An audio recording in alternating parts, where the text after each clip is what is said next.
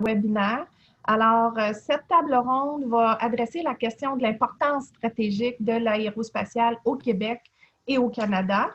Et avant de vous présenter nos panélistes, j'aimerais vous rappeler quelques détails techniques. Tout d'abord, prenez note que tous les micros ont été désactivés afin d'éviter justement toute nuisance sonore. Ceux-ci seront réactivés pour nos panélistes lorsqu'ils devront faire une intervention. Si vous désirez poser une question lors de la période de questions qui va se tenir à la fin vers 11h05, 11h10, il vous faudra, comme de raison, cliquer sur Chat, clavardage en français, et poser votre question par écrit à l'hôte, host, qui est Aéro Montréal. Ou si vous désirez que votre question devienne publique, vous devez appuyer sur à tous. Alors, the session will be held in English and in French, and I encourage you to ask your questions in the language of your choice. La table ronde se déroulera comme suit. On va débuter nos discussions avec l'intervention de notre invité d'honneur, M. Pierre Fitzgibbon, ministre de l'Économie et de l'Innovation. Par la suite, nous aurons une discussion sur la notion d'industrie stratégique et des mesures à mettre en place pour les soutenir. Je ne vous cacherai pas que ce sujet-là vient beaucoup d'Alain Dubuc, là, qui a publié récemment, il y a 2 semaines, une étude sur l'importance des industries stratégiques. Alors, on va creuser cette question-là. Troisièmement, finally, we will discuss about the importance of having all levels of government supporting the aerospace sector as highlighted by the Vision 2025 report issued by the AIC. Afterwards, we will have an open discussion with all panelists on the importance of having concrete actions that the industry can put forward in consultation with all levels of government to get through this challenging time. The idea is to introduce you to some of the potential actions put forward by our new initiative, the Alliance for the Aerospace Recovery of Aero Montréal. Alors, en conclusion, pour moi, là, il nous faut rapidement s'appuyer sur nos atouts, réinventer nos modèles et saisir les opportunités qui s'offrent à nous pour sortir grandi de cette crise. Alors, sans plus tarder, il me fait plaisir de vous présenter nos invités. Monsieur le ministre, Pierre Fitzgibbon, ministre de l'Économie et de l'Innovation du Québec, Madame Doreen Assad, mairesse de Brossard et présidente de la Commission du développement économique de la communauté métropolitaine de Montréal, Mr. Mike Mueller, Senior VP Operations and Communications AIAC, Monsieur Alain Dubuc, professeur associé HEC Montréal, Monsieur Hugues Meloche, président et chef de la direction Groupe Meloche, Monsieur Patrick Champagne, vice-président stratégie corporative et relations gouvernementales CMC électronique, aussi président du comité stratégique du conseil d'administration d'Aéro Montréal sur l'Alliance pour la relance en aérospatiale. Alors, Monsieur le ministre, vous avez été à l'écoute de nos préoccupations, nos enjeux depuis le début de la crise. Et au nom de tous mes collègues de l'industrie, je tiens à vous remercier sincèrement pour votre soutien à notre plan de relance. Et sans plus tarder, je vous cède donc la parole. Merci beaucoup. Merci beaucoup, Suzanne, et merci de l'invitation dans une session qui me tient à cœur. Je pense que c'est connu que l'industrie aérospatiale est quelque chose qui est au cœur du développement du Québec. Et personnellement, j'aime beaucoup passer du temps avec vous. Alors, je suis heureux d'aujourd'hui de pouvoir participer à cet événement et d'écouter vos revendications, vos recommandations, parce qu'ensemble, on va pouvoir arriver à relancer un secteur important de notre économie au Québec. Alors, mes salutations, évidemment, à M. Dubuc, M. Mueller, Mme Assad, M. Meloche, M. Champagne, encore une fois, heureux d'être ici avec vous. Je n'apprends rien que le Québec, au Québec, et ailleurs dans le monde, en fait, l'industrie aérospatiale traverse une période évidemment très difficile en raison de la pandémie du COVID-19. Avant cette crise, le secteur québécois de l'aérospatiale connaissait une performance remarquable. 2019 a été d'ailleurs une année record où nous avons eu plus de 43 000 personnes au Québec qui travaillaient dans le secteur, une hausse de 3 % par rapport à 2018. Par ailleurs, le secteur a rejeté des ventes records de plus de 17,8 milliards de dollars, ce qui représente une augmentation importante de 16 % par rapport à 2018. De 1984 à 2019, malgré plusieurs crises économiques, les ventes de l'industrie aérospatiale québécoise ont cru de 7,3 % en moyenne par année. Le gouvernement du Québec, au fil des ans, a su démontrer son appui au secteur aérospatial par ses multiples interventions au cours des années. Par exemple, le soutien à la création du CRIAC d'Aéro Montréal, avec le leadership de Mme Benoît, la mise en œuvre de projets mobilisateurs, des aides financières multiples aux industries et aux centres de recherche. Ces interventions ont contribué au fait que le Québec regroupe des ingénieurs créatifs, une main-d'œuvre évidemment très bien formée, des centres de recherche performants et des entrepreneurs visionnaires, concevant et développant des produits innovants qui font rayonner le Québec partout sur la planète. Nous avons donc des bases solides pour performer à nouveau et de concert avec tous les intervenants du milieu, amener notre industrie à reprendre son rôle de moteur économique au Québec et d'ailleurs au Canada. L'industrie québécoise de l'aérospatiale a toujours été résiliente et ses intervenants ont su traverser les turbulences dans le passé en se serrant les coudes. Aéro Montréal participe depuis sa création en 2006 au développement du secteur aérospatial québécois grâce à des initiatives qui sont très porteuses. Les membres de la GRAP ont une fois de plus saisi toute l'importance de se mobiliser, cette fois pour accélérer la sortie de crise au Québec avec la mise en place de l'Alliance pour la relance en aérospatiale. Le gouvernement du Québec continuera pour sa part à soutenir l'aérospatiale en mettant notamment à jour sa stratégie de développement de l'industrie qui, depuis 2016, a généré des investissements de plus de 2,3 milliards de dollars. J'en profite pour annoncer le lancement du processus consultatif concernant l'actualisation de la stratégie québécoise de l'aérospatiale pour la période 2021-2026. Tous les acteurs du secteur sont invités à se joindre à cet important effort de concertation. Nous travaillons de pair avec l'Alliance pour le secteur aérospatial afin de définir des actions concrètes qui répondront à vos besoins urgents et qui assureront la pérennité du secteur québécois. La part du gouvernement fédéral sera essentielle pour assurer la réussite de cette collaboration que nous lançons aujourd'hui.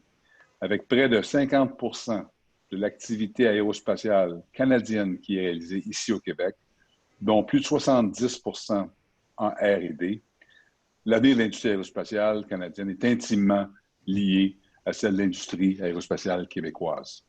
En raison de la contribution importante de l'industrie aérospatiale à l'économie canadienne et québécoise, le Canada se doit de continuer de la soutenir.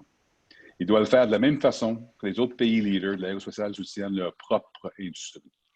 Partout dans le monde, cette industrie est considérée comme stratégique par les gouvernements. Au cours des dernières années, nous avons connu une réduction des mesures vouées spécifiquement au secteur de l'aérospatiale et de la défense. Des programmes et des mesures plus transversales en innovation, comme le Fonds stratégique d'innovation et l'initiative des super grappes d'innovation, ont plutôt été mises en place. L'accès au fonds d'innovation s'avère désormais plus difficile pour les entreprises évoluant dans le secteur de l'aérospatiale. L'industrie canadienne doit faire face à des concurrents internationaux qui ont accès à des fonds sectoriels généreux, tels que Clean Sky, le plus important programme de recherche européen visant à réduire les émissions polluantes des aéronefs. Ces moyens leur donnent un avantage pour réaliser des projets qui, dans certains cas, visent à développer des technologies destinées au marché de la défense, mais dont les applications sont par la suite transportables à l'industrie aérospatiale civile. C'est pourquoi il devient essentiel d'assurer la compétitivité de l'industrie aérospatiale québécoise et canadienne afin qu'elle soit sur le même pied d'égalité avec les autres pays en rétablissant un fonds sectoriel voué à l'innovation plus généreux et plus souple. L'innovation est au cœur de la relance économique du Québec et doit être priorisée dans l'ensemble des secteurs d'activité, y compris en aérospatiale. L'intelligence artificielle, en particulier, est prometteuse pour l'industrie, notamment dans les marchés en émergence et moins affectés par la chute du trafic aérien, tels que le spatial renouvelé, les systèmes aériens télépilotés et la défense. J'interpelle le gouvernement fédéral afin qu'il utilise tous les leviers dont il dispose pour engendrer un maximum de retombées industrielles et technologiques au Canada dans ces segments de marché, notamment en appliquant de façon plus stricte la politique des retombées industrielles et technologiques, le RIT, dans le cadre du projet d'achat des avions de chasse. En conclusion, l'aérospatiale est un des piliers de la relance économique de l'industrie québécoise. Dans le contexte de la pandémie actuelle, le secteur québécois saura se réinventer et est encore plus dynamique, créatif et mobilisé. Le gouvernement du Québec entend continuer de travailler avec l'ensemble des intervenants pour que l'aérospatiale continue de créer des emplois de qualité et de la richesse partout ici au Québec. Merci, Suzanne. Merci beaucoup. Merci, M. le ministre. Tout ce que vous dites, c'est de la musique à nos oreilles. En fait, le fait que vous voulez aussi actualiser la stratégie québécoise de l'aérospatiale et travailler de concert avec tous les membres, je pense que le timing ne peut pas être meilleur pour le faire. Comme de raison, ce qu'on espère, c'est de sortir tous, comme je le mentionnais tantôt, tous grandis de cette crise-là. Alors, merci beaucoup, Monsieur le ministre, pour vos bons mots. Vous restez avec nous. J'ai maintenant une question pour Monsieur Alain Dubuc. Alors, Monsieur Dubuc, votre étude appuie beaucoup les propos du ministre Fitzgibbon sur le fait que l'industrie aérospatiale est une industrie stratégique et doit être reconnue comme telle, surtout auprès des autorités fédérales. Au Québec, on n'a pas de doute. Le gouvernement est derrière nous à 100%. Alors, votre étude se base sur une approche méthodique composée de 13 critères qui permettent d'identifier une industrie stratégique dans le but d'aider justement les gouvernements dans leur prise de décision. Il est vrai que le secteur aérospatial, pour les connaisseurs, coche de façon évidente l'intégralité de tous ces critères. Mais ce qu'on aimerait entendre aujourd'hui de vous, c'est de nous revenir justement sur les critères qui distinguent particulièrement notre industrie, l'aérospatiale. Alors, à vous la parole, M. Dubuc. Merci. Il faut dire que l'étude, je ne convaincrai personne dans cette assistance, et certainement pas M. Fitzgibbon de mon propos, qui est l'importance stratégique de l'aérospatiale, mais je n'ai pas fait l'étude pour vous. Je l'ai fait pour ceux qui ne sont pas conscients de cette importance-là. Dans la population, dans le débat public, et manifestement, on va en reparler ailleurs au Canada et à Ottawa. Et une des choses qui m'avait frappé, c'est qu'on n'a pas, dans le débat public, les outils pour bien apprécier la richesse et la profondeur de l'industrie. Une des raisons, c'est qu'on mesure tout par l'emploi. C'est très important l'emploi, mais il n'y a pas que ça. Et si on ne parle que d'emploi, on n'arrive pas à voir en quoi il y a quelque chose de tout à fait unique dans cette industrie-là. Et on le voit d'ailleurs dans le discours du gouvernement Legault, qui ne parle plus d'emploi, mais parle d'emploi bien payé. On introduit quelque chose d'autre, qui est la productivité, le niveau de connaissance, la spécialisation des emplois. Et donc, c'est un peu là-dessus que j'ai voulu travailler en disant qu'au lieu de mesurer en quoi une industrie crée des emplois, il faut essayer de voir en quoi elle contribue à créer de la richesse. Et là, de voir quels sont les éléments dans les caractéristiques d'une industrie qui contribue à la création de richesse. Puis là, j'ai développé 13 critères. Il y en a qui sont plus importants que d'autres, mais il y en a qui sont fondamentaux. Et ceux qui sont vraiment remarquables dans l'industrie aéronautique, c'est d'abord les exportations. L'aérospatiale, c'est la plus grosse industrie exportatrice au Québec. Puis en fait, dans les top 20 du Québec, il y en a 3 qui sont dans les top 5, qui sont 3 sous-secteurs de l'aérospatiale, les avions, les moteurs, les pièces. Donc, ça domine complètement le marché des exportations au Québec. Et non seulement c'est beaucoup d'exportations, mais ce sont des exportations qui ne sont pas des denrées, qui ne sont pas des produits sans spécificité particulière, qui ne sont pas des ressources naturelles, mais qui ont un contenu technologique très important et une grande valeur ajoutée. Le deuxième élément, c'est la recherche et développement. C'est simple, l'industrie aérospatiale est l'industrie qui investit le plus en recherche et développement au Canada. Et ça c'est année après année. Il n'y a aucun autre secteur qui se rapproche de cette performance-là. Et il y a, en plus de ces fonds qui sont ceux de la recherche et développement qu'on peut mesurer, il y a tout ce qu'on ne mesure pas et qui est là, qui est le degré d'innovation qui n'est pas comptabilisé, qu'on trouve dans toutes les entreprises de l'aérospatiale, y compris dans les petites. l'espèce de façon de s'adapter, de transformer les procédés, de s'intégrer aux chaînes de valeur. Ça, c'est le deuxième élément remarquable. Le troisième, c'est le talent. Ce qui définit aussi l'industrie aérospatiale québécoise, c'est le bassin d'ingénieurs, de spécialistes, d'ouvriers spécialisés, qui fait qu'on est un pôle d'attraction pour des entreprises du monde entier. Ensuite, il y a un élément qui est plus difficile, qui est moins scientifique, qui se mesure moins bien, mais que j'ai appelé la résilience, et qui, c'est l'ensemble des caractéristiques qui fait que c'est une industrie qui est capable de résister au choc, qui est capable de se retourner sur un dixaine, qui est capable de compenser ses difficultés, qui est liée à la présence d'une grappe extrêmement forte.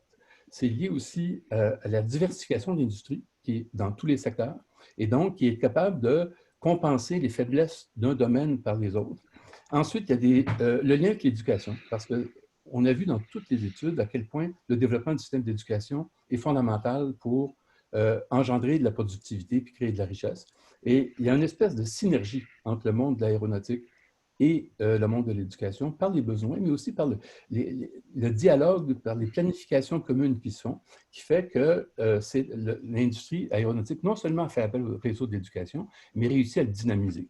Et ensuite, il y a bien sûr des effets structurants, notamment la présence de sièges sociaux. C'est quand vous faites cette liste-là, c'est très clair que c'est le genre d'industrie dont une société, quand elle a la chance de l'avoir, ne peut pas se passer, qu'elle joue un rôle stratégique et que si on était moins timide, qu'on n'hésiterait pas à employer un terme comme champion national. Voilà. Merci beaucoup. Merci, M. Dubuc. Je sais que vous utilisez beaucoup le terme champion national versus un fleuron.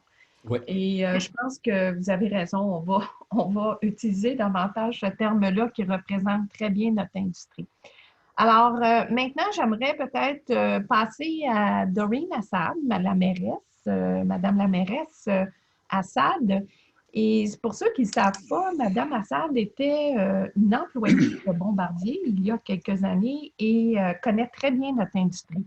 Alors, il y a une raison pour laquelle on l'a invitée, oui, parce qu'elle nous connaît, mais aussi parce qu'elle est responsable du développement économique à la CMM. Alors, Madame la mairesse, en quoi le fait que l'aérospatiale soit principalement concentrée dans la grande région de Montréal, en quoi c'est un levier essentiel pour l'attraction d'investissements dans la région de la CMM? Bien, premièrement, merci Suzanne. Je suis vraiment heureuse d'être parmi vous aujourd'hui. Je porte différents chapeaux, mais je suis vraiment heureuse de pouvoir vous parler du secteur d'aérospatial au point de vue de l'importance que la CMM y accorde. Puis j'écoutais M. Fitzgibbon avec énormément d'intérêt et puis c'est clair qu'au niveau des regroupements des 85 villes, au niveau de la CMM et au niveau du gouvernement provincial, que ça joue un rôle très important. Puis je ne sais pas si vous le savez, mais la concentration du secteur de l'aérospatial dans le Grand Montréal, ça joue vraiment un rôle capital pour l'attraction d'investissements étrangers dans la région, mais aussi pour tout le Québec et le Canada. Et on le voit, dans le Grand Montréal, ça fait parmi les 3 centres aérospatiaux les plus importants au monde. La grappe métropolitaine compte 5 donneurs d'ordre, 15 partenaires de premier rang, qui sont soit des équipementiers, des entreprises d'entretien, réparation et révision. Et donc, on parle quand même de 185 autres fournisseurs qui s'ajoutent afin de faire rayonner la grappe aérospatiale montréalaise partout dans le monde. Et donc, c'est vraiment pas à sous-estimer. Le secteur d'emploi, 50 000 travailleurs, donc 43 000 sont dans le secteur de la fabrication. On voit que c'est donc véritablement un domaine de spécialisation du territoire métropolitain. Le premier secteur d'exploitation du Grand Montréal, on parle d'une valeur de 13,8 milliards de dollars en 2019. Son chiffre d'affaires annuel est de plus de 15 milliards de dollars. Les investisseurs en quête de valeur ajoutée sont toujours à la recherche des hubs qui permettent de capitaliser sur une concentration de savoir-faire, un potentiel d'innovation, une masse critique de talent. Alors, pour nous, cette spécialisation de notre région est un facteur d'attraction clairement important pour l'investissement direct étranger. Et là, en retour, ce qui arrive, c'est que ces investissements permettent de créer des emplois bien rémunérés. C'est une préoccupation qu'on a à la CMM aussi parce qu'on veut vraiment que la région du Grand Montréal soit reconnue et soit le leader dans ce qui est le développement économique. Et on ne se le cache pas, là, on sait qu'on a fait face à des grands défis en lien avec COVID-19 aussi. Et ce qu'on veut voir, c'est que ça génère aussi des transferts technologiques qui permettent de maintenir, accroître la productivité, la compétitivité de nos entreprises et d'en créer des nouvelles. Et donc, nous cherchons, dans le fond, toutes les mesures nécessaires pour attirer le talent autour de cette industrie-là. Et je peux vous dire qu'au niveau de la CMM, on a eu le mandat, suite à tout cet exercice lié au COVID-19 qui a été très difficile, de faire un plan de relance économique agressif. On l'a fait en consultant les différents GRAP métropolitaines et d'ailleurs Montréal International. Et donc, pour nous, la question de financement est clé dans tout ça et dans le fond, les effets, on a essayé de les mesurer, mais comme vous pouviez voir, primordial pour la grande région. Excellent. Bien, merci beaucoup, Mme Assad, pour votre soutien. La CMM, en fait, était l'instigatrice de la création des GRAP métropolitaines. Et puis, vous, comme responsable du développement économique, on apprécie beaucoup votre soutien pour l'industrie aérospatiale. En fait, le Grand Montréal devrait être fier d'avoir un secteur ou une industrie aussi forte. Ça nous permet de rayonner partout sur la planète. Et c'est effectivement l'objectif. Et dans le fond, ça prend tout le monde qui travaille en équipe pour y arriver. Donc, effectivement, les 3 paliers gouvernementaux sont clés là-dedans. Excellent. Bien, merci beaucoup, Mme Assad, pour vos commentaires. J'aimerais maintenant poser une question à Alain Dubuc. Alors, comme vous savez, le secteur aérospatial est un secteur fondateur pour le Canada. Il y est ancré très profondément. Toutefois, la tendance des gouvernements est de vouloir aussi soutenir les créneaux émergents, ce qui est très louable. On peut penser aux super GRAP qui ont été mis sur pied sur l'intelligence artificielle, le 4.0. Quelle est votre analyse, M. Dubuc, face à ces stratégies transversales?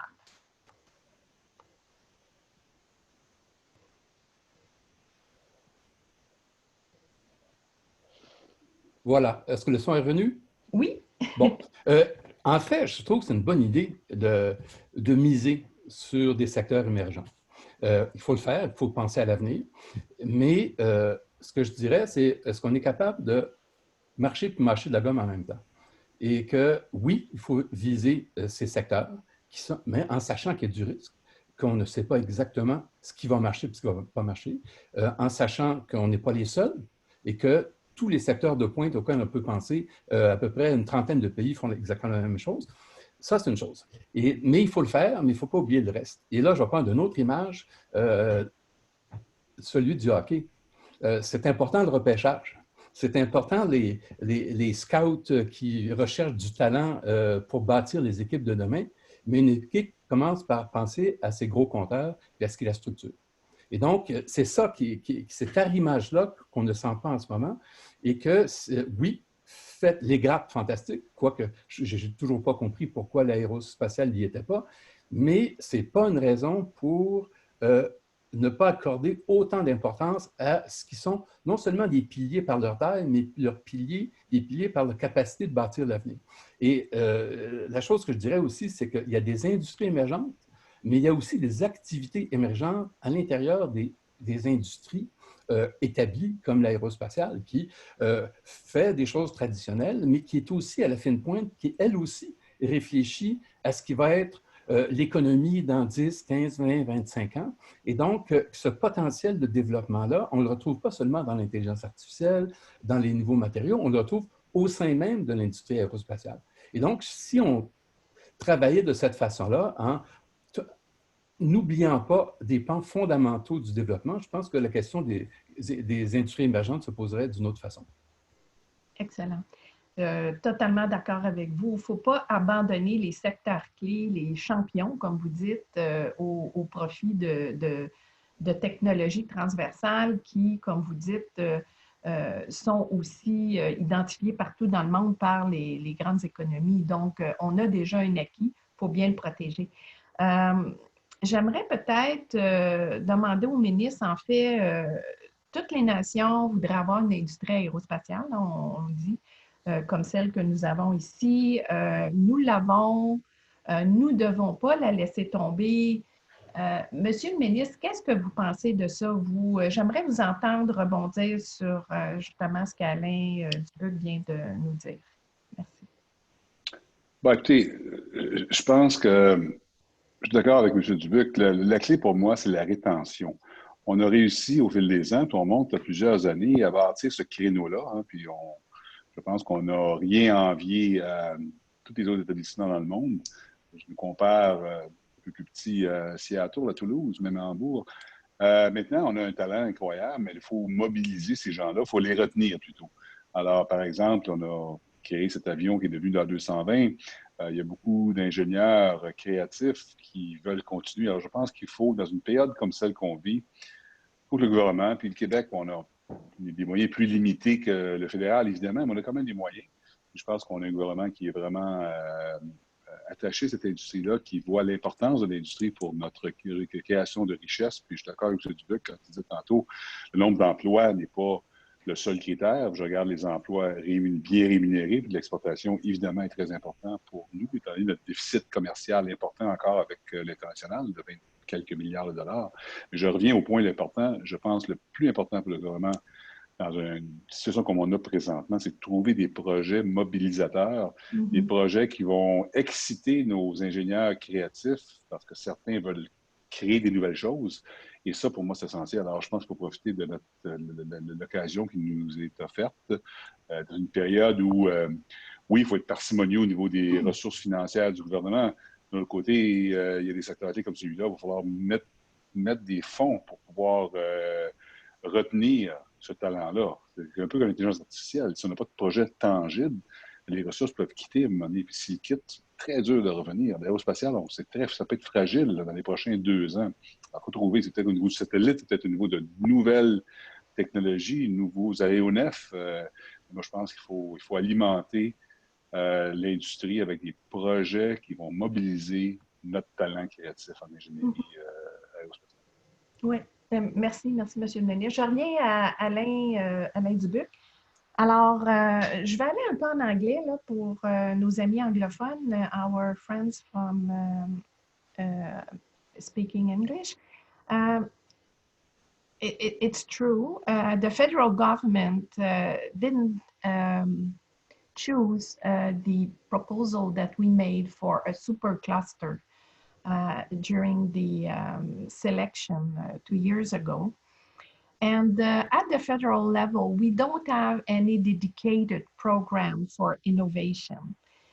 Do you think that the new government, the Mr. Trudeau government, is consider our sector as a non-priority? Do you think our sector is at risk right now in the perception of the federal government? So, Mr. Dubuc, if you can answer in English for the benefit of our participants. The answer, I think, is yes. There has been a kind of shift in the last 4 or 5 years. First, the supercluster, the fact that the aerospace is out of it. The other thing is that this new fund, strategic fund, is a catch-all for all the industries. And so it's the first time in 30 years that aerospace doesn't have its own kind of program with carefully monitored and structured to take into account the specificities of this industry. And what is strange is that this shift has never been explained. You can feel it. If you go through all the budgets that were the last 5 budgets, there's not a word on aerospace. There's a lot about the car industry. So you don't feel any kind of signs that would show a kind of interest or affection, if I can say. And what is strange is when you look at what are the priorities of the federal government in the economy, aerospace fits for all the criteria, exports, innovation, the whole thing. And so, well, you say, well, if you think in terms of exportation, innovation, and so on, why don't we also invest in this strong industry? So it's a mystery. It's not understandable. So what should be asked? It's not very complicated. It's not about billions. It's about first, just recognize the fact that the aerospace industry is strategic. Just say the word. And I think that if somebody said the word, then there would be a kind of logic, and then it would be possible for the federal government to do what the industry would like, which would be a strategy for aerospace. There's one for space, but there's nothing for aero, which is very strange. Quebec has had that for years, so it's a kind of a hole in the economic planning philosophy of the federal government. Yeah, thank you, merci, Alain Dubuc. Minister Fitzgibbon, I would like you, you remember the Vision 2025 report under the leadership of Jean Charest and the IEC. It really went exactly in the same direction described by Alain Dubuc. You already indicated that you would support at the provincial level if the federal strategy were put in place. I remember you speaking in a speech in Montreal saying Quebec will be behind this strategy for sure, you know, if the federal government put it in place. So I would like to hear you on this, Minister Fitzgibbon. Is it still the case? Absolutely. I had the privilege to be with Mr. Charest when his report came out. You were there as well, at Le Bourget. And I had discussion after that with Mr. Baines and Mr. Garneau, the two prime kind of candidates, the two prime ministers at the federal level that are involved. They're still involved, actually. And they both concurred that it'd be great. I mean, I gave the example of course, the C-Series, now the A220. And notwithstanding the fact I like, I see Mr. Cardin is there, I like the fact their bus is with us here. But if the federal government at the time had been behind this program, as the French government got into, and the German government, the Spanish government got behind Airbus, and like the US got behind Boeing, we could have had a third world airline manufacturer. That didn't happen. It's okay. But I said we need to have the vision. We need to have the courage to create something out of the Canadian ecosystem that would be revolutionary in the aerospace market. It could be drones. It could be different kind of aeronef, and they concur. I mean, Mr. Baines fundamentally agreed with that. The question is, what is it? I mean, we understand we will not get the firefighter program based in Canada for reasons that are pretty obvious. The offset programs aren't working to my satisfaction, and that could be a way. I mean, through the offset program, we'll see what will happen with the firefighters. Like, we all know the conclusion already, but whoever is going to get that program, these offset dollars should be used to create something which is purely Canadian that could be used elsewhere. So I clearly feel that we've got the attention of both Mr. Garneau and Mr. Baines. Now, I'm going to have to kind of continue to push that forward, because I think we've got the ability, and we can get the whole Canadian market to benefit from that, because we have 50% of the revenue, 7% of the R&D. Yeah. I said to Mr. Baines, and we can get Ontario, we can get BC to also benefit from that, and we need to own something in Canada that is our project. So I'm going to keep going at this, but in the meantime, the Quebec government will fill the gap to the extent we can financially do it. Yeah. Because the defense industry is so lucrative for, you know, the companies, and it allows them also to be diversified, of course, and to go through bad economic cycle. Let's put it this way. Okay, next question to Mike Mueller from AIEC. Mike, can you tell us about the process that led to the publication of Vision 2025 report, and summarize for the benefit of the participants the recommendation? that emerge from that report, please. Thank you. Thank you, Suzanne. And Suzanne, just before I get started, I want to thank you and your team for the close collaboration that we've had throughout this COVID-19 crisis. Just so everyone knows, we have weekly calls with all our provincial associations across the country, because we know as we go through this, there's a federal component, but also a provincial component also. So thank you, Suzanne, and your team. Minister, I just want to thank you also for the earlier announcement and for your call for a federal government strategy with respect to aerospace. You've been a champion of ours throughout the Vision 2025 consultations, and we thank you for that. We were just in a call with your counterpart, Minister Fedeli, in Ontario earlier this week, and he echoed that call and committed to raise that with the federal government. So I would ask on behalf of all of us that you would continue to raise that with Minister Baines and Minister Garneau, the need for a strategy, but also a deemed strategic sector. So just to give a little bit of background with respect to the Vision 2025 document, as Hélène had indicated, the supercluster proposal came forward and the federal government decided not to fund that. That was a pretty big blow. A lot of the sector-specific programs that were there have been watered down. And to your point earlier, Minister, we keep hearing a lot of good words from the federal government, but we need action now. And so we saw some of the softening already before COVID-19. We went across the country with Mr. Charest. We held consultations in every single region of the country. And the recommendations from Vision 2025 are very much the industry's recommendations and the industry's prescription to the problems that we were seeing before, and I would say that are now being exacerbated by COVID-19. So just very quickly, the recommendations within the Vision 2025 strategy, which would be a very good template for the federal government to pick up.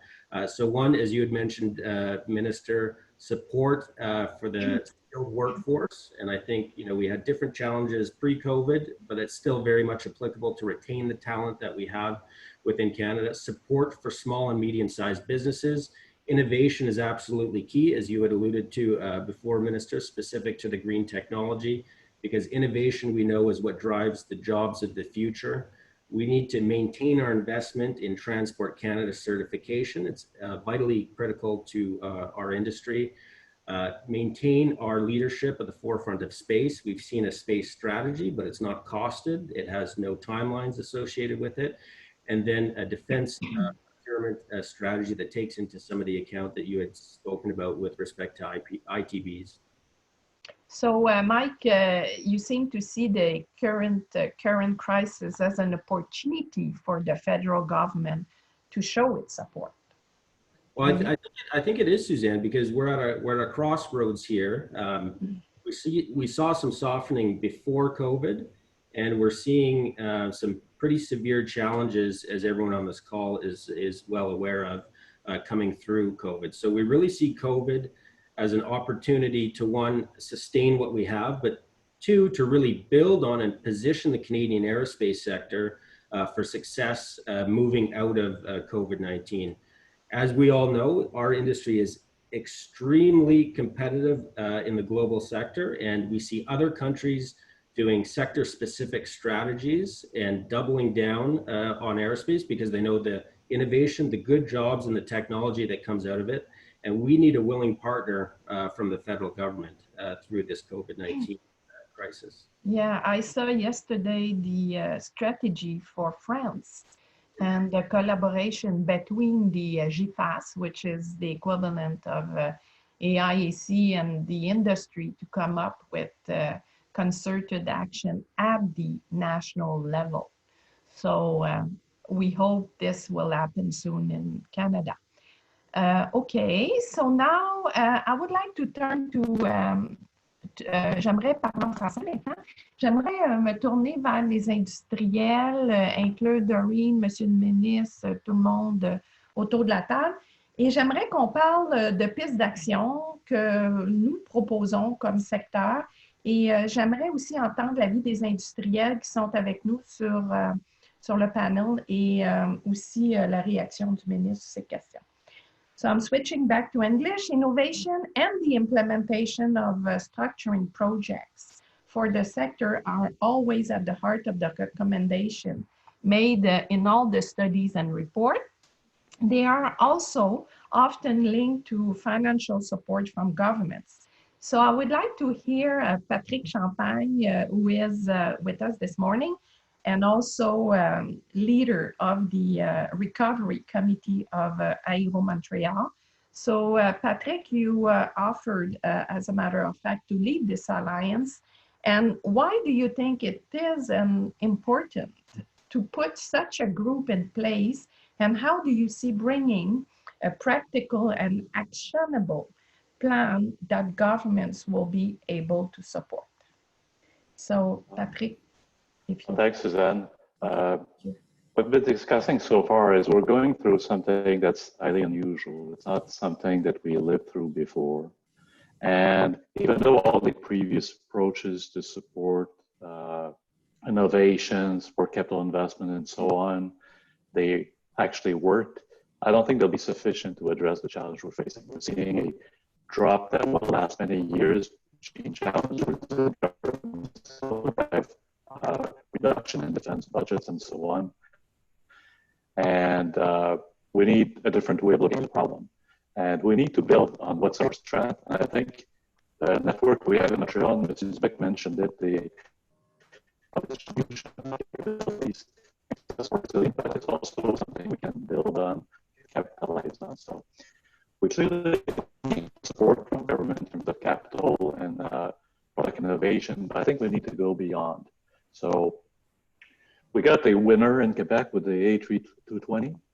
It actually has only 13% of Quebec content on it. So is there a path to increase the content on the platform so that we benefit from the success it's likely to have through and after this crisis? There are means by which we get local suppliers or sell products to Airbus. Is there a way to we actually help Airbus transition to local supplier and support them through manufacturing changes or support them through certification efforts? Is there a way we can approach the market a different way?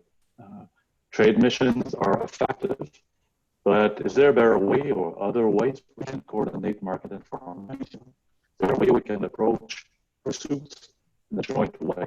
Is it possible for us to sell a combination package of an engine upgrade, a cockpit upgrade, and a simulator upgrade, instead of all of us trying to find opportunities across the globe individually? But can we ask federal government to do differently? So seeing that French defense minister is probably the person of the French defense industry. That's something that I've seen in Canada. I've seen sales effectively for private space by the government. So it's possible for Canada to do effective economic diplomacy. It's one thing. And I've seen also a lot of defense projects creating orphans. So personally, I mean, that seems from the development of the maritime helicopter platform.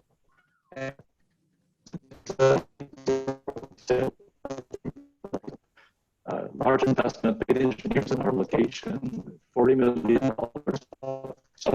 Excuse-moi, Patrick, oui.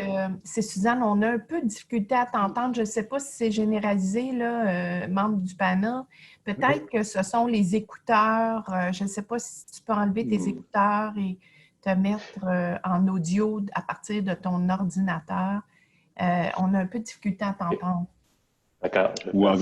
C'est mieux. Ou enlever vidéo. Enlever vidéo, peut-être. Oui. Ouais. Okay. C'est de parler plus fort. Puis, non, là, ça va très bien. Tu peux je pense que c'est la personne qui parlait qui était le problème, pas l'équipement. Non, c'est malheureusement, on n'a pas très bien entendu. Ça coupait beaucoup, alors... je vais revenir un peu en arrière. So, what I was saying is, can the Canadian government do better economic diplomacy? Can they help us sell?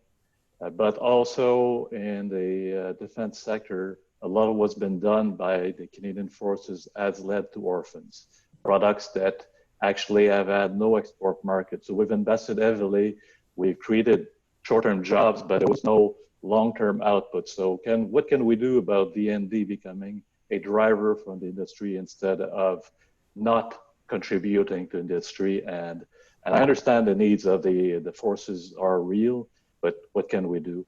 What can we do differently to have small companies compete internationally? What we have to do in terms of helping them either merge or acquire critical mass? And this requires a response from all stakeholders. We're not just looking at what the government can do. I think there's a lot about what we can do along with our governments. And we need to look at innovative ways of finding solutions to those challenges. So we're 226 people around the screen today. I think we need the brains of all those people put together, Yes. Leverage the programs we have, but we're here, in fact, and the group I'm leading, the objective is we listen to ideas. We try to involve as many people as possible, from operators to MROs across the entire sector of the industry, that we get the best ideas to move forward. Good, good, good. OK. Merci beaucoup, Patrick. J'ai une autre question. I have another question for you, and this is a subject I'm sure that Minister will want to also address. Another positioning for Quebec's aerospace is sustainable mobility. This positioning brings a favorable image for the younger generation and offers great opportunities for innovation and structuring projects, projet mobilisateur, as we say in French. Do you see this new positioning as both a way to ensure the attraction of talents and to ensure the future of our industry? So maybe, Patrick, you can answer, and also Minister Fitzgibbon after. Do you see the aerospace sector as being part of the Quebec's national sustainable mobility strategy? So maybe first Patrick and Mr. Fitzgibbon. Well, I think, Suzanne, you touched on both aspects of the mobility and sustainable mobility aspects. We need to have an image as an industry that actually tells people it's a good place to work and you contribute. And I think we've undersold to a large extent what we've been doing, and certainly is the case at CMC. We're undersold what we've been doing from an environmental point of view. So having young people understand that we're contributing to improving the overall climate challenge, something we need to do. And I think we need to connect to transversal technologies to also create that attraction. So when we talk about AI is not creating jobs. Applications of AI in aerospace is creating jobs.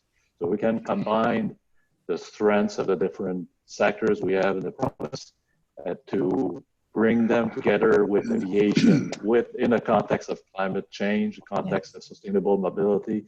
I think will be both attractive and at the same time be in a much better position at the end of when we come out of this crisis. Good. Thank you. Thank you, Minister Fitzgibbon. If you yes, maybe I'd like to comment on one earlier comment Mr. Champagne has made. Well, I think I understood what he was saying. I made the reference to the fact that one of the key focus of the government's projects, we can retain talent in the engineering side. But also, I think one thing we need to probably do a little better is to better integrate the supply chain within the aerospace industry. And I think that we're going to a period where there might be occasion to consolidate the supply chain. And I think that the large tier one companies involved in the aerospace in Quebec, I'd like to entice them to have a greater integration within the Quebec supply chain. And to do so, I think we need to do two things. We need to work with the tier one operator to give them the proper enticement to do such greater integration. And I think we also need to work within the supply chain ecosystem to make sure that the competitiveness of the players are such that they can deserve to get more contracts from the tier one. So this is something that is equally important to me as I look at the cluster we have in Quebec, is to solidify the cluster. And some of it may come through innovation investment, and some may come through consolidation. And I think if we do that properly, it might be easier to have a better integration within the tier one in Quebec and to allow greater export back. Because if we are able to integrate better here, we're going to be likely be able to import or export more elsewhere. As it relates to the question you just asked, clearly the one of the government major policy or major effort to economic development is the electrification of transport. It has been at the core of our climate change fight in our ecological, environmental policies. And then Mr. Legault has made very clear he wants to electrify our economy, given obviously the low-cost energy we have, which is green as well. So that means transport, it means buildings, and it means industries. But if we talk about transport, it's been a clear focus. And as we talk about electrifying our transport, we also talk about making our transport more intelligent. And because electrification is not just a source of energy, it's also how we metabolize that into the landscape we have. And I had the privilege to be traveling in Asia in December. I spent 2.5 weeks there just to promote Quebec in terms of being a place where foreign investment should come to get our mineral to battery, to get the recycling, and to get actually manufacturing some electric vehicle. And as I promoted the fact that we had a lot of resources here in Quebec, among one, of course, being the hydroelectricity, we also had the artificial intelligence, which is clearly a cluster that has a lot of relationship with this whole electrification process. So back to aerospace, we obviously have some projects. They're small, but in the helicopter area, maybe a small airplane. So I think it's not easy to connect, but I think we should try to find common grounds. And I think through projects, innovation projects, which we should be launching as we see the full restart of the aerospace sector, which will take probably a couple of years. I'd like to be able to listen from the participant how we could make that linkage, because the greater linkage we have with our strategy on EV, obviously the easier the easier it'll be for us to allocate the proper funding, because that is clearly something over the next decade that will allow Quebec to emerge out of the landscape, the world landscape. I think our hydroelectricity is becoming an asset that is very, very much undervalued right now, which I think will provide us ammunition to be world performers. Yeah, but we have a strong capability in propulsion engines here in Quebec, and many of them are subsidiary of large corporations. So maybe if we come up with a project to develop the engine of the future, hybrid electric propulsion, this may be very attractive, knowing all the know-how we have here. Okay, thank you, Minister. Now, Doreen Assad, how do you see innovation as a lever to boost the economy at the regional level in terms of sustainable development, electric vehicles? We're running a bit late, so Doreen, if you could answer. You want me to be as succinct as possible? Yes, please. I don't want to be impolite. I'll do my best, I promise. But it's a subject that fascinates us on the municipal level, I have to tell you, because as Mr. Fitzgibbon mentioned, with the electrification of transportation, we find ourselves now rethinking how we design our cities. So in line with the PMRD of the CMM, we're starting to not think of spreading out homes. We're starting to build it in height. We're looking at electrical vehicles. Citizens are expecting from their local government to promote sustainable development, to look at environmental factors to make sure that our footprint is as low as possible. So, these things are key, and innovation is around all of that, because people expect their information in real time. They want to know what's happening. They expect quality, cost, short delivery times. And that's not only in terms of the public industry, but as it's always been the case in private. So it's clear that innovation is a key driver to economic development and productivity. That is for sure, and it should be promoted actively. And another key thing I wanted to mention was, that we have to boost our regional economic resilience. If this crisis has taught us one thing, it's that complacency is not the way to go, and we need to rethink our business models. So for the aerospace industry, I think there's some big challenges ahead. And I can't remember who mentioned global value chains, but that too is something that is going to have to be looked at in order to put a lid on costs, at the expense of experimenting new methods and practices. I think otherwise, it's this crisis, some companies will not be able to get out of it if they don't put innovation at the heart of everything that they do. So in order for us to maintain that position, in order for us to see how important aerospace is, well, we're going to have to respond to some requirements, which is flying fewer passengers more efficiently.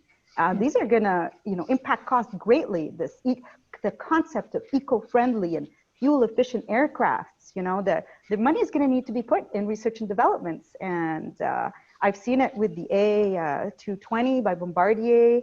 There are other things that are going to need to be cited as examples. It's a good start, but we need to do more. And I hope the CMM is going to be a key part in all of that. I had more to say, but I want to respect the time and allow everybody to have the opportunity to contribute. But I hope it's clear to everybody listening that it is of the highest importance, especially within the context that we're in now. Thank you, Doreen. Je vous entends, on a une championne là, qui va nous aider à porter notre cause au sein des autorités. Oui, sur le cœur, premier. OK, maintenant, une question à Hugues Meloche, de Groupe Meloche. Une autre recommandation qui est ressortie, c'était d'accélérer l'investissement dans le 4.0 pour augmenter la productivité des entreprises. Hugues Meloche a fait des investissements majeurs, Groupe Meloche, au cours des dernières années dans le 4.0. Vous êtes d'ailleurs un leader dans l'initiative de MacFab 4.0.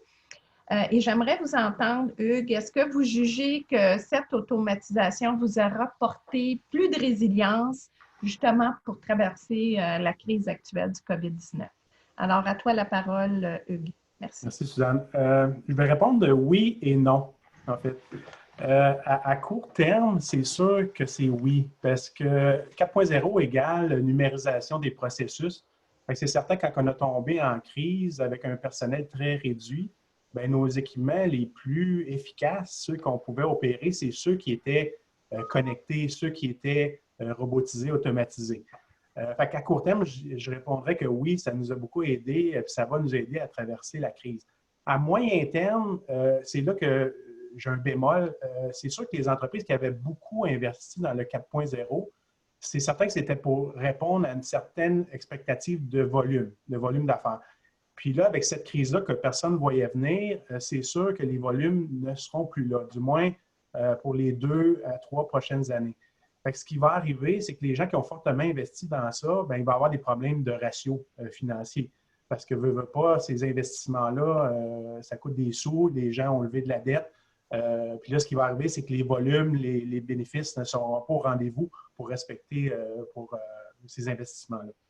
Fait qu'à court terme, c'est là que je pense que les entreprises vont peut-être avoir besoin d'aide. À long terme, définitivement que c'est oui, c'est la solution pour être compétitif, pour être présent sur les marchés internationaux. C'est la seule façon dans le manufacturier au Québec, au Canada, si on n'est pas automatisé, si on n'est pas connecté, mais on n'est pas dans le bon marché, là. Fait qu'à long terme, c'est sûr qu'il faut continuer à investir dans ça. C'est le moyen terme qui m'inquiète un petit peu plus. Ça va prendre des solutions, je pense, qui vont venir des gouvernements. Et tu parlais de ratios financiers qui ne seront peut-être pas les meilleurs de votre histoire, là, compte tenu de l'endettement, tout ça. Mais comment tu vois, qu'est-ce qu'on peut faire? Qu'est-ce que les gouvernements peuvent faire pour ça, justement, pour aider les PME qui ont investi, mais qui sont maintenant un peu tributaires de ça, là? En fait, on en parlait même avant la crise. Là, il y a un phénomène qui se passait déjà en aéronautique, c'est que les grands joueurs ont tendance à étirer les termes de paiement. passer à 90 jours, 120 jours, 180 jours. La PME finance presque une partie des opérations de grands joueurs, ce qui ne fait pas de sens. Fait que déjà avant la crise, c'était un problème. Dans la crise, les grands joueurs ont tendance à extensionner les termes de paiement, ce qui crée des stress sur la trésorerie des PME, ce qui ne les aide pas du tout pour affronter la reprise qui s'en vient. Fait que c'est là, puis je ne sais pas comment, puis on a déjà parlé, M. le ministre, comment le gouvernement pourrait aider la trésorerie à court terme, à moyen terme des PME, en essayant de les aider là, à financer leur compte à recevoir. Je pense que ça pourrait être quelque chose qu'on pourrait mettre en place relativement facilement. Oui, les PME, il y en a plein qui vont demander de l'aide, mais les aider avec de la dette, des fois, ce n'est pas toujours une solution s'ils sont déjà très endettés. Il va falloir penser à des solutions de trésorerie peut-être différentes. Puis les comptes à recevoir pourraient être une façon. Oui, oui. Je ne sais pas, M. le ministre, si vous voulez rebondir là-dessus. Là, les banques sont frileuses de faire affaire avec l'industrie aérospatiale.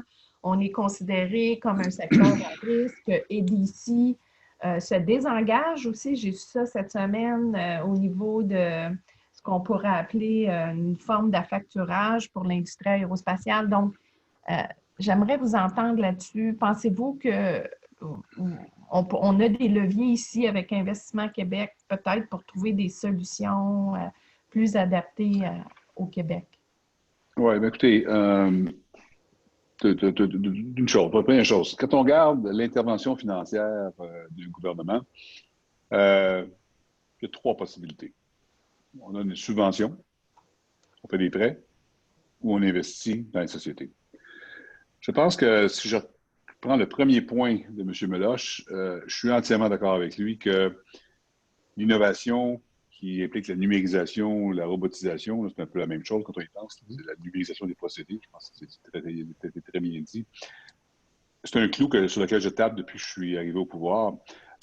Il faut activer, il faut mettre des stéroïdes dans nos entreprises québécoises pour mettre plus d'innovation. Sinon, on n'y arrivera pas. Et on ne peut pas penser à court terme. Parce qu'on pense à court terme, mais on va perdurer l'écart de compétitivité qui existe au Québec, qui est inacceptable. Donc, il faut être conséquent avec nous-mêmes. Il faut pouvoir encourager l'innovation, l'investissement en innovation. Donc, le gouvernement doit mettre des mesures en disponibilité aux entreprises pour pouvoir pallier aux enjeux d'accès aux capitaux que les banques, peut-être avec juste titre ou à tort, n'offrent pas. Donc, on est là déjà. On va continuer à être là. Et ça, ce n'est pas de la subvention. Quand on parle de robotisation, on parle de numérisation, c'est tout simplement du capital que nous devons mettre dans les entreprises.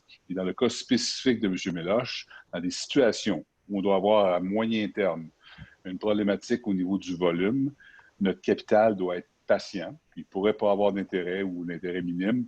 Et on reporte tout paiement de capital à une période de temps où l'entreprise va pouvoir bénéficier des investissements qu'elle aura faits. Évidemment, il y a un an, on se disait que le retour va être relativement rapide. Mais là, le retour risque d'être beaucoup plus lent dans le contexte de l'aérospatiale. Donc, nous devons ajuster notre retour sur capital, si je peux dire ainsi, au moment où l'entreprise elle-même va recevoir de l'argent. Donc, dans ce cas ici, je pense qu'on est clairement là, puis je ne vois aucun problème à adresser l'enjeu. Bien, au contraire, si les entreprises sont réticentes à investir en innovation parce qu'il n'y a pas assez de commandes, bien là, dans 3 ans, sortie de crise totale, on va être encore pire qu'on était avant, parce qu'il y a d'autres pays qui vont continuer à investir. Donc, ça, on va être exact. Pour la question, on avait discuté effectivement, et ça revient un peu à ça. Problème de liquidité, enjeu de liquidité, il faut être là aussi. Le programme du PACT qu'on a lancé avec Investissement Québec, 2,5 milliards, il y a 1,5 milliard qui a été demandé à date, il n'a pas été tout approuvé. C'est là pour ça. Puis, bon, je pense que c'est clair que les grands donneurs d'ordre ont leur enjeu aussi. Là, hein. On lit les journaux, là, ce qui se passe avec les grands donneurs d'ordre. Je peux comprendre qu'il y a un stress aussi. Ils doivent faire face à des enjeux auxquels les gouvernements respectifs vont aider. Donc, toute la chaîne d'approvisionnement de liquidité est aussi très affectée présentement. Donc, carrément, pour le Québec, via Investissement Québec, il faut être là pour pallier cette crise de liquidité. On ne parle pas de subvention, on parle encore une fois, seulement faire le pont entre les recettes qui sont plus longues à recevoir parce que les clients ou les fournisseurs, en fait, dans ce cas-ci, ont des problèmes, mais moi, je suis prêt à prendre un risque de Boeing ou un risque d'Airbus pour aider nos PME. Alors, on va pouvoir aussi, via le pacte, aider à ça. Alors, je pense que je suis très confortable que nous avons encore beaucoup de liquidités disponibles pour les entreprises. Ici, on ne parle pas de subvention, ce n'est pas requis. Ça prend du capital patient qui doit être modulé avec la période de temps où les entreprises vont pouvoir faire de l'argent. Puis ça, on va être au rendez-vous pour ça. Excellent, merci. On va manquer un petit peu de temps. Il y a un sujet que vous avez abordé, Monsieur le ministre, qui est la consolidation. J'aimerais entendre Hugues Meloche sur ce sujet-là. Hugues, 2 minutes et demie, si tu es capable de faire le tour de la question en anglais ou en français.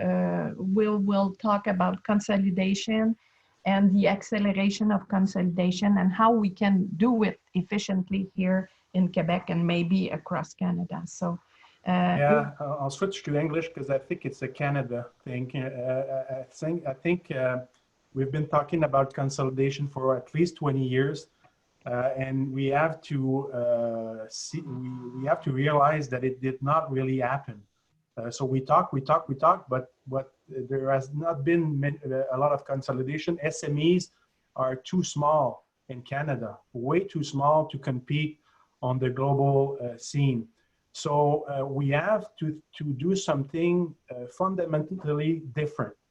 And that's why we thought of an initiative of a fund and what we call the Aero Capital, which I think would need to think nationally and think of the airspace as not just aircraft, but satellite, defense, even telecom, anything that uses the airspace. I think there needs to be some kind of a fund that's very proactive and that would kind of force this consolidation, but because it does not happen naturally. We've seen it for 20 years. So it needs to be a little bit forced. So we would like to study some kind of an initiative to put a fund in place that would answer this consolidation, I would say, challenge. Good. Thank you. Merci beaucoup, Hugues. This is something we'll be talking about with the Department of Innovation, Economy and Innovation and the new strategy, I hope. And the COVID-19 is a situation maybe that will accelerate that fund Canada-wide, hopefully, or Quebec, whatever the situation will be. So I guess this brings us to the end of the panel, and maybe the last word to Minister before you take some questions from the audience. I don't know if you want to add something, Minister Fitzgibbon, or we start right away with the questions and we open the floor to the participants. Minister Fitzgibbon, is okay? I was trying to unmute myself. Okay. Perhaps just a question just a comment from Mr. Meloche about the fund. As you know, to consolidate, there needs to be both sides of the equation being open to consolidate themselves. So I think a creation of a fund is something I always supported, but there needs to be also an acknowledgement by the SMEs that there might be a reason why they should consolidate themselves. So clearly, from a financial perspective, Investissement Québec, I always said, as soon as I see the desire of the SME to kind of look at how they can work better together, whether through pure M&A or commercial arrangement, will be there. So the funding aspect, I think, is not really, well, it's an engine, but I think before we do the fund, then let's make sure we have something to fund. So I'm open for any recommendation for that respect. So on peut maintenant ouvrir les questions. Je vais prendre encore un autre, peut-être 10 minutes, puis je vais vous quitter.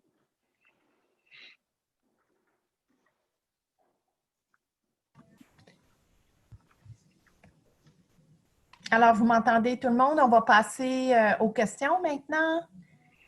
Est-ce que, Charbel, tu peux coordonner les questions, s'il vous plaît? Oui, merci. Donc, nous avons quelques questions pour Monsieur le ministre. Première question, est-ce que le projet des zones d'innovation est toujours un levier pour votre gouvernement à l'intention d'utiliser dans la relance? La réponse est oui, et encore plus maintenant qu'avant. On s'appelle la zone d'innovation, pour ceux qui ne sont pas familiers peut-être avec le concept, c'est qu'on a voulu créer une espèce d'écosystème ou un programme, je devrais dire, où on permettrait, dans un lieu géographique unique, idéalement, ça peut être différents lieux, le regroupement du côté éducation, du côté recherche, du côté formation, du côté des gardes d'honneur d'ordre et du côté des PME. Donc, l'idée était de créer une espèce de grappe thématique, soit verticale ou horizontale. Verticale, disons, aérospatiale, horizontale, on va parler de numérisation ou d'intelligence artificielle. Et c'est un moyen pour nous de vraiment canaliser toutes les ressources que nous avons dans des secteurs qui sont privilégiés. Et j'ai eu l'occasion de visiter, d'ailleurs, avec Suzanne et son équipe, la zone d'innovation aérospatiale de Wichita. Je suis allé en Allemagne voir des zones d'innovation en santé, en technologie. C'est un concept que je trouve extraordinaire et je pense que dans le développement du Québec, considérant nos grappes verticales et considérant nos transversaux horizontales, je pense qu'on est capable de profiter de tout ça et de regrouper ensemble le monde de la recherche, le monde de la formation, de l'éducation supérieure et nos donneurs d'ordre et nos PME. Alors, absolument. Nous sommes très ouverts à ces projets. D'ailleurs, il y en a plusieurs sur la table à dessin. Mais, comme j'ai toujours dit, le gouvernement, notre rôle, c'est de mettre la première charge dans la batterie. Il faut que le privé soit au rendez-vous. Si le privé croit que c'est une bonne idée, nous allons être là. C'est pas de bâtir quelque chose, on va attendre que les locataires reviennent. On ne veut pas rentrer dans ce mode-là, ça va être des argent qu'on va dépenser pour rien. On veut se faire... Nous, on doit regarder le côté infrastructure, qui est généralement ce qui est plus difficile à financer. Il faut pour faire ça qu'on ait le privé au rendez-vous. Et je dois avouer qu'il y a certains secteurs, sciences de la vie, côté environnemental, lutte au changement climatique, électrification, l'aérospatial, je pense que c'est évident qu'il va falloir aller vers cette structure-là. Merci. Donc, pour la question suivante, nous avons plusieurs participants qui se posent la question au niveau de l'image de notre secteur suite à cette crise. Nous connaissons déjà une pénurie de main-d'œuvre. Cela risque de s'aggraver. Il semble que les fonds du PAC soient épuisés. Est-ce qu'ils vont être bonifiés, renouvelés? De plus, est-ce que des mesures sont anticipées pour l'attraction de la relève dans notre secteur? Quand on parlait du PAC, on parlait du PACME, je pense. Hein? Parce que le PAC, c'est le programme d'investissement Québec qui a encore plein d'argent. Le PACME, c'est le programme de formation. Le PACME, okay. Effectivement, le PACME, je dois avouer, mon collègue Jean Boulay a créé un programme qui était super bien accueilli. À un point, c'était un très, très grand succès trop rapide, puis on a épuisé les fonds qu'il y avait dedans. Sauf qu'il était tellement bon qu'on va demander à notre ministre des Finances la semaine prochaine s'il peut remplir le PACME. Alors, je ne peux pas parler à son nom, mais disons que c'est un programme que les entreprises ont beaucoup aimé, donc je m'attendrais à ce qu'on soit capable de le réactiver, surtout qu'il y a beaucoup d'applications qui ont été faites qui n'ont pas été remplies. Maintenant, au niveau de l'éducation, c'est un sujet que j'ai discuté à nombreuses reprises avec Suzanne. Il est clair qu'il faut faire un meilleur travail de convaincre nos jeunes que l'aérospatiale, c'est une industrie intéressante.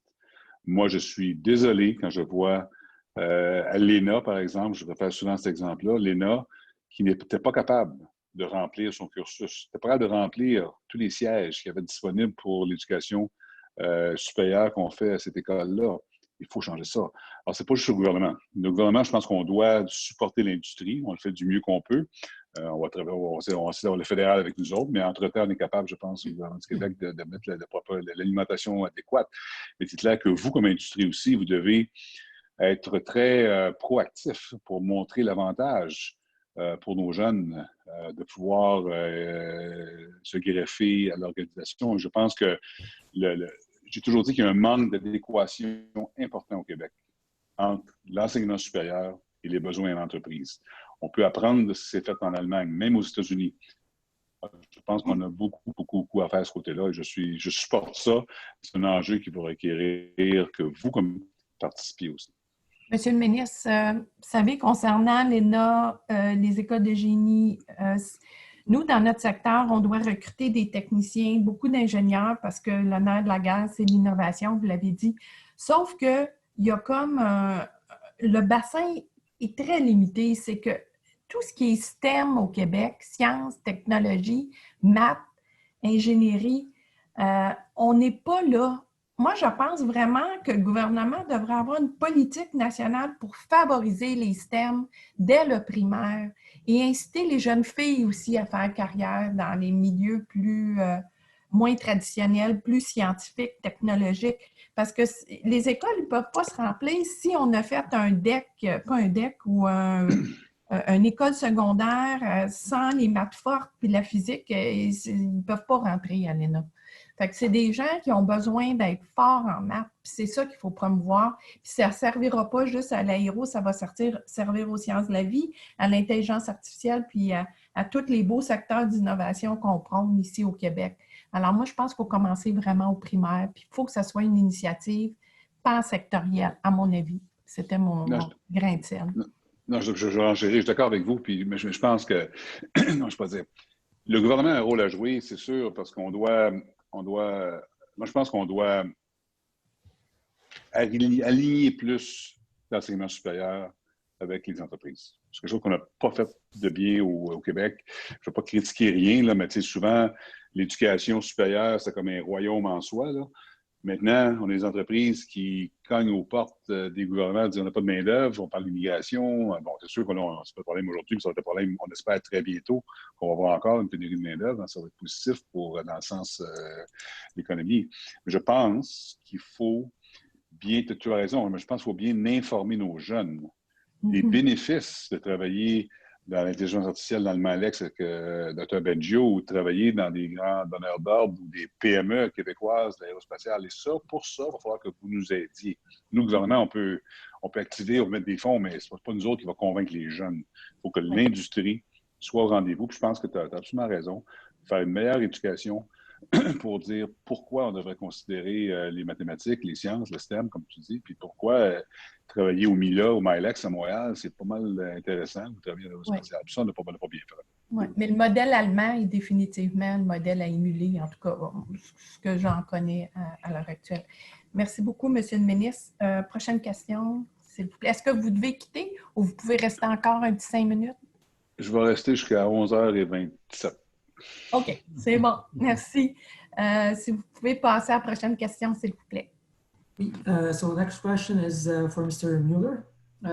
How can D&D programs and ITBs support the industry? Well, thanks for that question. At AIC, we've put together a COVID-19 subcommittee of the board that are looking at some recommendations. So there's a couple things that I would say that we can use the government procurement. One of the recommendations that have come forth was how do we use, especially in the context of COVID-19, how do we expedite public procurement, in particular defense and space, to help stimulate and sustain high-tech jobs and supply chains?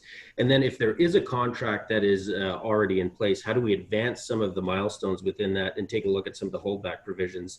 The other thing I would say just on a longer term piece is we really need the federal government to partner with us to identify aerospace as being strategic, to work with us on a long-term plan, as the minister has shown leadership in Quebec. Part of that, we have the plan, it's Vision 2025. Within that Vision 2025 plan, we also have specific defense recommendations with respect to modernizing the defense procurement piece, and in specific, the ITB piece. So, yeah, thank you. Thank you. Prochaine question à M. Meloche. Au niveau de la consolidation, est-ce que les entreprises sont prêtes à vendre? Est-ce que les fonds comme le CDPQ semblent prêts à soutenir cette démarche du Fonds pour l'aérospatiale? Oui, je crois que les entreprises réalisent de plus en plus que c'est difficile là, de percer à l'international si on n'a pas la taille critique. Fait que je pense que l'ouverture est là. L'ouverture aussi de la collaboration entre PME est beaucoup plus là qu'avant. On l'a vu avec le beau programme, l'accélérateur 360 d'Aéro Montréal.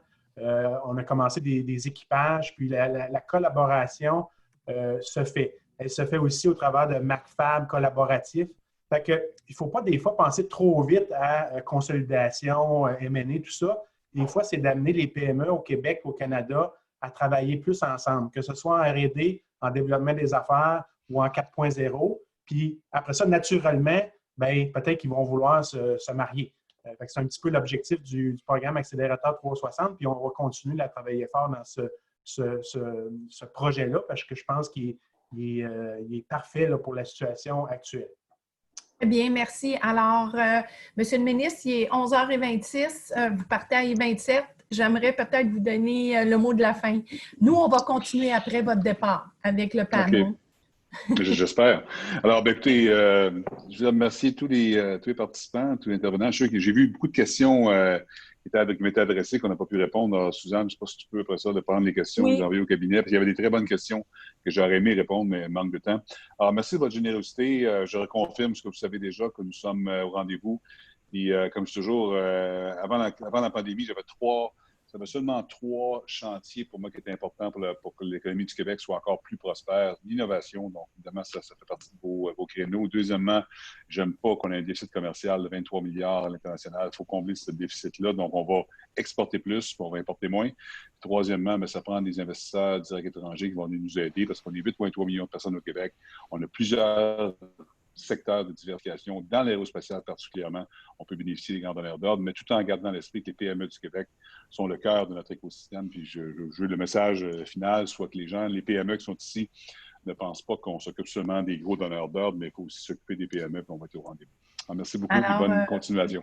Merci beaucoup, Monsieur le ministre, pour votre temps. Bonjour. Merci. Au revoir. Alors, on continue. Les questions, on a jusqu'à 11h30. Mais on peut peut-être étirer un petit 5 minutes si les participants veulent bien rester. Donc, nous avons reçu plusieurs questions jusqu'à maintenant, des questions très intéressantes, mais nous essayons de condenser les questions des différents participants pour éviter un peu la redondance et pour gagner un peu de temps. Prochaine question à Madame Assad. Est-ce qu'il y a une vision d'intégrer les régions aux différentes initiatives de développement pour le secteur aéronautique? C'est quoi le mot qui avait été utilisé? Une volonté, dans le fond, de rassembler les régions, c'est ça? Peux-tu répéter la question, Charles? Est-ce qu'il y a une vision d'intégrer les régions aux différentes initiatives de développement pour le secteur aéronautique? Absolument, absolument. On n'a pas nécessairement... dans le fond, il y a un plan qui avait été soumis au niveau, comme j'avais mentionné, au niveau de la CMM. L'idée, dans le fond, c'est pas un dossier où le municipal est nécessairement le porteur pour venir en aide à l'aérospatiale, mais quand on regarde la grande région métropolitaine de Montréal, c'est en étant par l'entremise de ce regroupement qui existe à la CMM de pouvoir collaborer avec toutes les instances nécessaires. Et donc, la volonté est de ce côté-là, de vouloir définir, dans le fond, comment nous, on peut venir en aide, concrétiser un peu les enjeux en lien avec la vision, mais c'est sûr que le lien entre le fédéral et le provincial, c'est les joueurs clés. Dans le fond, nous, on est des villes de proximité, mais tous nos pouvoirs et tout ce qui est, je sais que le ministre n'aime pas le mot subvention, mais la réalité est que le monde municipal, c'est vraiment, tout vient du provincial pour nous, pour pouvoir mettre en œuvre des programmes, parce qu'à part ça, ça vient de la taxation foncière. Et donc, nous, comme j'avais dit avant, on l'a tatoué sur le cœur parce qu'on comprend les bénéfices de venir en aide à l'industrie et de pouvoir l'aider à évoluer pour continuer à être le porteur, le leader au niveau de tout le Canada. J'espère que ça répond à la question. Très bien, merci. Prochaine question, Mr. Mueller. Part of the recovery that will be done through the support of the airlines. Is AIC doing some representation at the federal level? Yeah, maybe I'll just give folks a bit of a snapshot as to some of the things that we are advocating on at the federal level. And again, this is being very much driven by our COVID-19 board subcommittee. One would be a plan to allow people to begin flying again that considers safety and ensures social acceptance. Absolutely key, because at the end of the day, a lot of our end-use product is the airlines. We're also working closely with ATAC and other organizations in that respect. Two, it would be reform a lot of the programs to take into account the long lead times that aerospace has. We've heard some examples of if companies go back to normal tomorrow, they're still going to hit hit a pretty significant backlog or a challenge in the fall. Innovation, as I talked before, public procurement, and then there was some talk about consolidation, so an investment bank for small and medium-sized businesses in the supply chain to adapt and come out of the COVID-19 response even stronger. And then the fourth is what's been a large part of the discussion here is having aerospace identified as a strategic sector in Canada, working with us on that long-term plan. So in response to the question, yes, the airlines is a major focus for us because we realize at the end of the day, that's the end-use customer for a lot. Thank you.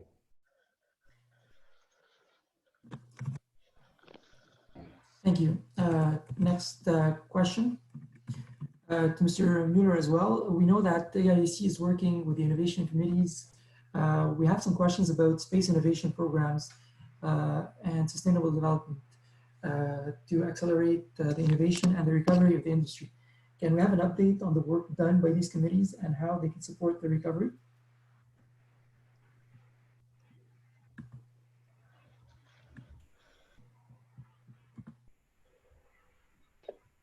There we go. Apologies. We have heard a lot of challenges with respect to space. We actually did 3 town halls with respect to COVID to try and determine some of the challenges that are there. One of the challenges we heard with respect to space specifically was the IDEAS program and Stream B. There seemed to be a bit of a hold.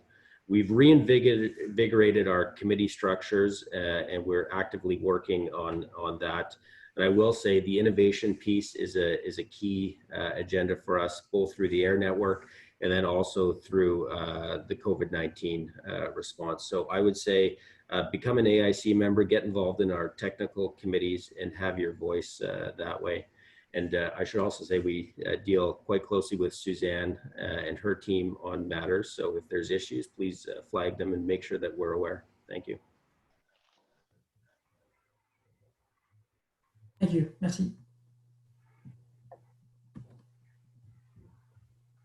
Donc, Suzanne, je t'inviterai à faire le mot de la fin puisqu'il est 11h33. Donc, Charbel, s'il te plaît, rouvrir le micro de Suzanne.